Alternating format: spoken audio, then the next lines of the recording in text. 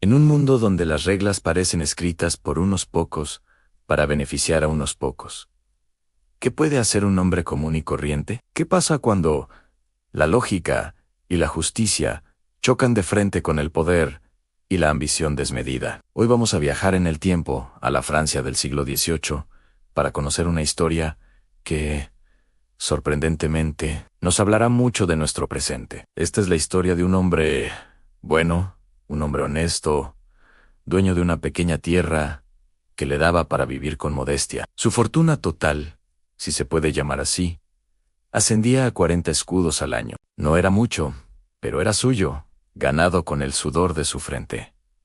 Él era simplemente el hombre de los 40 escudos. Un día, mientras trabajaba su campo, se topó con un viejo conocido, un hombre que había dejado el pueblo para estudiar en la ciudad. Este le contó maravillas sobre la geometría, una ciencia que podía medirlo todo, desde las estrellas hasta los campos. Nuestro hombre, curioso por naturaleza, pensó: ¡qué maravilla! Si la geometría puede medir mi tierra, quizás también pueda medir mi felicidad y mi justicia. Con esta idea en la mente, decidió contratar a un geómetra.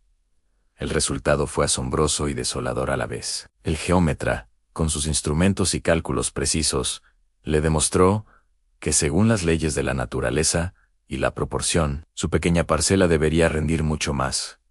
Le explicó que, en un mundo justo, la tierra se repartiría equitativamente entre todos sus habitantes. ¡Qué revelación! El hombre de los 40 escudos se dio cuenta de que, en teoría, debería ser inmensamente más rico. Pero entonces llegó la realidad a golpear su puerta en forma de un recaudador de impuestos. Un hombre elegante, con aires de superioridad, que le informó sobre un nuevo decreto del rey. A partir de ese momento, el Estado se quedaría con la mitad de su renta, es decir, 20 de sus 40 escudos.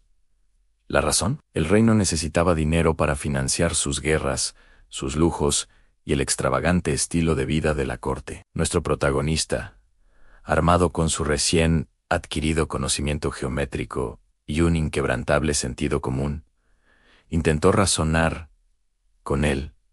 ¿Cómo es posible?, preguntó. Si todos los habitantes del reino pagaran en la misma proporción, yo solo debería contribuir con una pequeña fracción, no con la mitad de todo lo que tengo. Hay gente con miles, millones de escudos. ¿Por qué el peso de todo el reino debe caer sobre mis hombros? El recaudador simplemente se encogió de hombros, con una sonrisa burlona. Las leyes no están hechas con geometría, buen hombre, sino con poder. Unos nacen para pagar y otros para gastar. Así ha sido siempre, y así será. Esta respuesta, tan simple como brutal, encendió una chispa en el alma de nuestro héroe.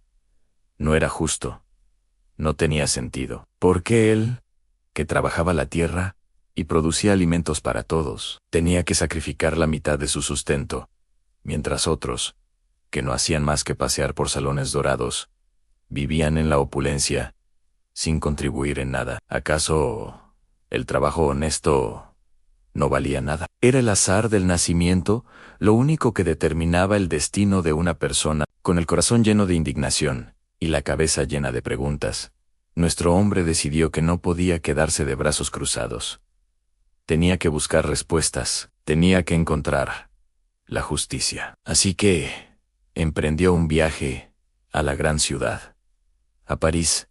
El contraste fue abrumador. Mientras él apenas sobrevivía con sus 20 escudos restantes, veía a su alrededor un derroche sin límites, carruajes lujosos, vestidos de seda, fiestas que duraban hasta el amanecer. Se encontró con personajes de todo tipo. Conoció a un viejo soldado que había perdido una pierna luchando por el rey y que ahora mendigaba en las calles. Habló con un monje que predicaba la pobreza desde un monasterio lleno de riquezas. Se cruzó con un financiero que se jactaba de ganar fortunas enormes, simplemente moviendo papeles, sin producir absolutamente nada de valor real para la sociedad. Este financiero, con una franqueza insultante, le explicó cómo funcionaba el sistema. El dinero del Estado, mi querido amigo, Es como un río, fluye desde los bolsillos de los pequeños como tú, hasta los bolsillos de los grandes como yo. Nosotros lo hacemos circular, invertimos, y por supuesto, nos quedamos con una buena parte. Es el motor de la economía. Nuestro hombre le replicó, ¿pero qué motor es ese que aplasta al campesino, que ara la tierra? ¿Qué economía es esa que premia la especulación por encima del trabajo? Yo produzco trigo, alimento a la gente. ¿Usted qué produce? El financiero se rió a carcajadas. Yo produzco riqueza, que es mucho más importante. Tu trigo se come y desaparece.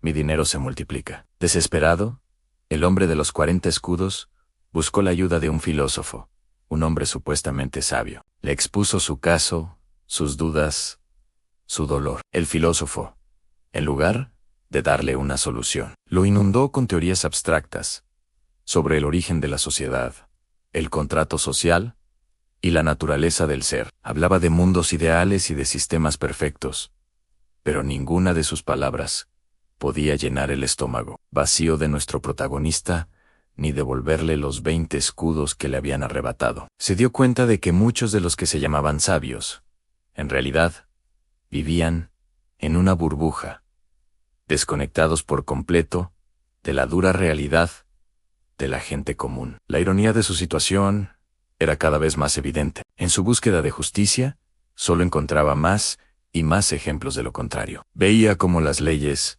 supuestamente creadas para proteger a todos, en realidad, estaban diseñadas para mantener los privilegios de unos pocos. Veía cómo la religión, que predicaba la humildad y la caridad, era usada por muchos como una excusa para acumular poder y riquezas. Y veía cómo la economía, esa fuerza invisible que movía el mundo, parecía un juego amañado en el que los trabajadores, como él, siempre llevaban las de perder. Estaba cansado, desilusionado, pero no derrotado. Su sentido común, su arma más poderosa, le decía que algo fundamental estaba mal en todo aquello. El sistema no solo era injusto, era ilógico. Era insostenible que una sociedad entera dependiera del sudor de la mayoría para mantener el lujo de una minoría ociosa. Un día, escuchó sobre una nueva idea que empezaba a circular entre la gente: la fisiocracia. Esta teoría económica decía algo que a nuestro hombre le sonó a música celestial, que la única fuente real de riqueza es la tierra, la agricultura, el trabajo del campo. Por fin, alguien parecía entender el valor de lo que él hacía. Los fisiócratas proponían un impuesto único, pagado directamente por los dueños de la tierra, eliminando la asfixiante red de tributos que caía sobre los pobres. Esto parecía la solución. Se imaginó un mundo donde su trabajo fuera valorado, donde los impuestos fueran justos y proporcionales, donde no tuviera que entregar la mitad de su vida para pagar las deudas de otros. Sin embargo, pronto descubrió que incluso las mejores ideas pueden ser retorcidas. Los grandes terratenientes, los nobles y el clero usaron sus influencias para que si se aplicara un impuesto único, pero de tal manera que la carga siguiera recayendo de una forma u otra sobre los hombros de los pequeños agricultores, como eran la maquinaria del privilegio, era demasiado poderosa. Podía adaptarse, cambiar de forma, incluso adoptar el lenguaje de la reforma y la justicia. Pero su objetivo final era siempre el mismo: a mantenerse en la cima. En este punto, nuestro protagonista podría haberse rendido, podría haber regresado a su campo,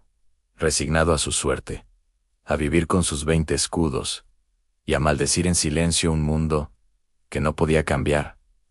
Pero no lo hizo. Su viaje, aunque doloroso, le había enseñado algo invaluable.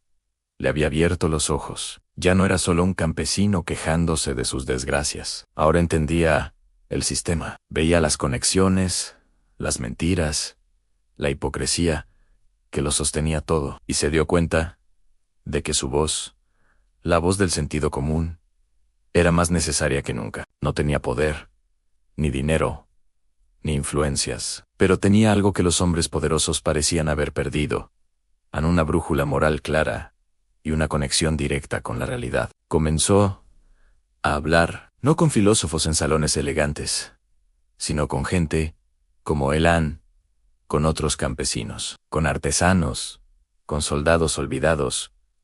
Compartió su historia, sus preguntas, sus frustraciones, y descubrió que no estaba solo. Millones de personas sentían la misma injusticia, la misma rabia impotente. Se dio cuenta de que el verdadero poder no residía en los decretos del rey, ni en el oro de los financieros, sino en la conciencia colectiva de la gente. La historia del hombre de los 40 escudos no termina con una gran victoria o una revolución sangrienta. Voltaire, con su afilada ironía, nos deja con un final agridulce. Nuestro héroe se casa, tiene hijos y sigue luchando día a día, no ya por volverse rico, sino por defender su dignidad y la lógica más elemental. Su lucha es la de cualquiera que se atreve a preguntar.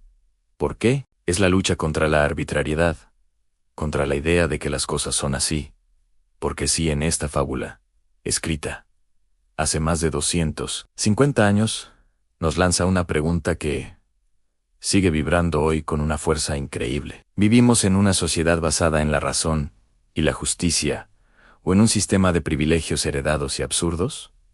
¿Cuánto ha cambiado realmente? Seguimos viendo cómo el peso de las crisis económicas recae sobre los que menos tienen. Seguimos debatiendo sobre sistemas fiscales justos, mientras la riqueza se concentra en cada vez menos manos. Seguimos escuchando discursos sobre el valor del esfuerzo, mientras vemos a otros enriquecerse sin producir nada tangible. La historia de este hombre anónimo es un espejo. Nos obliga a mirar nuestro propio mundo y a cuestionar lo que hemos aceptado como normal. Nos recuerda que el sentido común puede ser el arma más revolucionaria de todas, y nos deja con la inquietante certeza de que, mientras exista un solo hombre de 40 escudos, obligado a entregar la mitad de su vida para sostener un sistema injusto, la lucha de Voltaire y la nuestra aún no habrá terminado. Comparte tu reflexión y debatamos sin censura. Suscríbete, Audiolibros Prohibidos. IA para más obras que nunca escucharás en otro lado.